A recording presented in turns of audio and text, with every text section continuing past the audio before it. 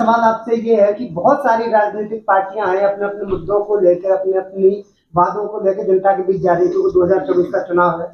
आपने एक मुद्दा लिया है कि किन्नर समाज को भी इसमें लाएंगे। जो जिन लोगों को उनके माता पिता पैदा करके छोड़ देते हैं, वो तक नहीं घर में अपना पाते, उनको आप जनता का प्रतिनिधित्व दे रहे हैं। क्या लग रहा है, समाज स्वीकार करेगा? देखिए, समाज स्वीकार करे या ना करे, लेकिन संविधान उसे स्वीकार करता है, क्योंकि संविधान में नागरिक शब्द है और नागरिक शब्द का अर्थात मतलब है स्त्री, पुरुष और किन्नर। यही समाज है, स्त्री समाज, पुरुष समाज, किन्नर समाज। तो हमारी जो पार्टी है वो संविधान का जो उद्देशिका है उसको फॉलो करना है। अभी तक जितनी भी पॉलिटिकल पार्टियां हैं उन्होंने केवल व्यक्ति विशेष, धर्म, समुदाय पे कार्य किया है। बिल्कुल ठीक कह रहे हैं आप। अगर व्यक्ति विशेष, धर्म, समुदाय पर वो काम करते हैं, उससे वो सत्ता भी हासिल कर रहे हैं। आप जेंडर को लेकर काम कर रहे हैं, यहाँ क्या लग रहा है कि आप सत्ता की चरम सीमा तक पहुंच पाएंगे? देखिए, सत्ता की चरम सीमा एक अलग बात है, पहले हमें कार्य करना है। संविधान क्या कहता है, संविधान के माध्यम से जब धीरे धीरे काम करते चले जाएंगे तो सत्ता भी दूर नहीं होगी। गौतम साहब, मेरा एक और सवाल है, मैं आपसे जानना चाहूंगा, जिन किन्नर समाज को सम्मान तक नहीं लोग देते, सम्मान की दृष्टि से लोग नहीं देखते, उन्हें अपने घर में रखना पसंद नहीं करते, उनको घर के पड़ोस में रखना लोग पसंद नहीं करते, आप उनको अपने दल में रखने का और 2% उनको जो है आरक्षण, एक तरीके से अगर कहा जाए वो दे रही हैं, क्या? नो आरक्षण, आरक्षण की व्यवस्था नहीं है।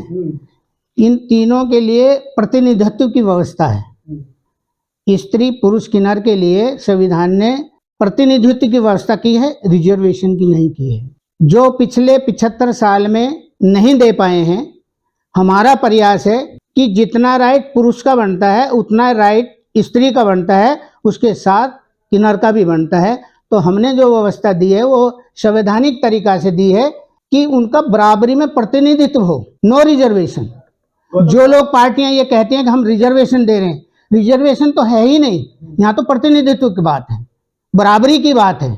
तो हम स्त्री, पुरुष, किन्नर को समानता में प्रोग्रेस करना चाहते हैं और उन्हें समानता में जो हम लोगों ने व्यवस्था करी है, जैसे आवास, शिक्षा, स्वास्थ्य, रोजगार, ऐसे ही विधायिका, कार्यपालिका, न्यायपालिका में उनका बराबरी का जो है हिस्सेदारी हो, तभी उनको तीनों को प्रॉपर न्याय मिलेगा।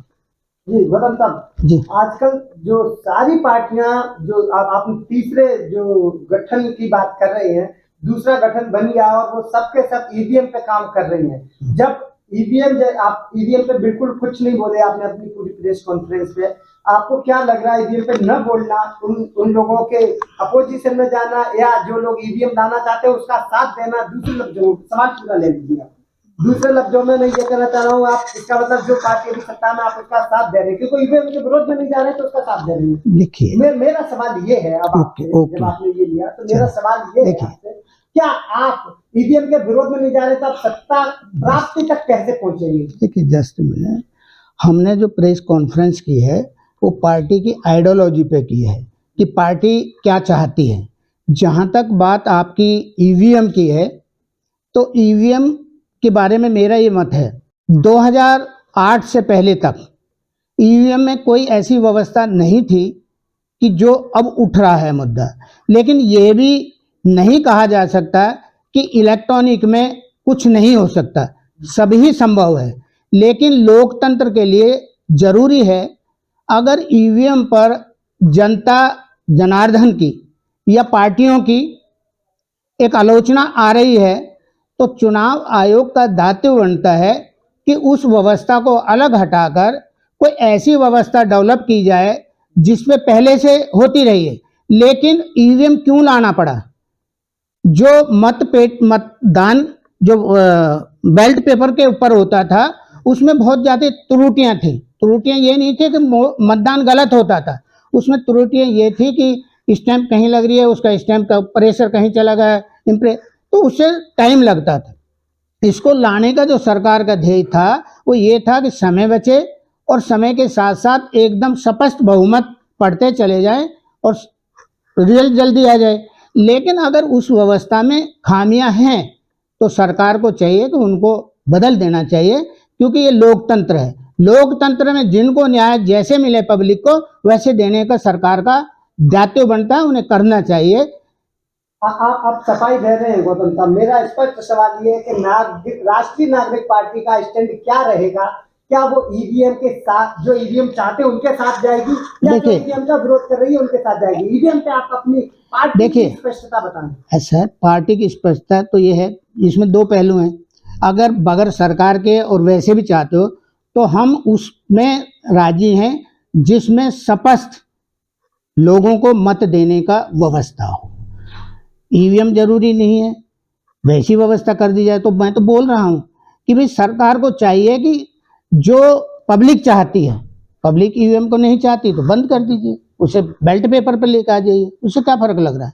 आप तीसरे गठबंधन की जब बात करते हैं तो हर राजनीतिक पार्टियां, एक कोई आएगी अभी, चौथे गठबंधन की, पांचवें गठबंधन की, छठे गठबंधन की, कितने गठबंधन बनेंगे और ये गठबंधन कितनी पार्टियों का होगा, और फिर वो गठबंधन जाएगा कहाँ, किस दिशा क्या होगी? क्योंकि दो गठबंधन पहले से हो चुके हैं और बड़े बड़े राजनीतिक दल इसमें शामिल हो चुके हैं। आप अपने गठबंधन का वो बता दें कि कितने लोग आपके गठबंधन में शामिल हैं?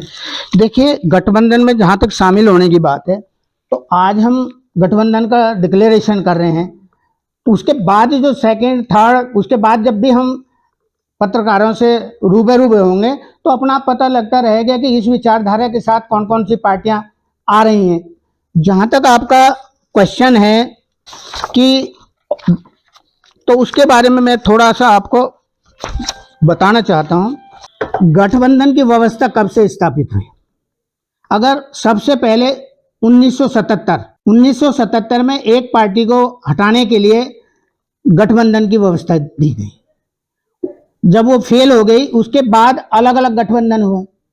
तो जो 75 मतलब जो देश की राजनीति में है, फिर से एक बार 74 साल में लोगों के द्वारा चुनी गई केंद्र एवं राज्यों में काबिज विभिन्न दल की सरकारों ने अपने स्वार्थ की राजनीति को अंजाम देने के लिए व्यक्ति विशेष, धर्म और समुदाय के नाम पर लोगों के वोट हासिल करते रहे।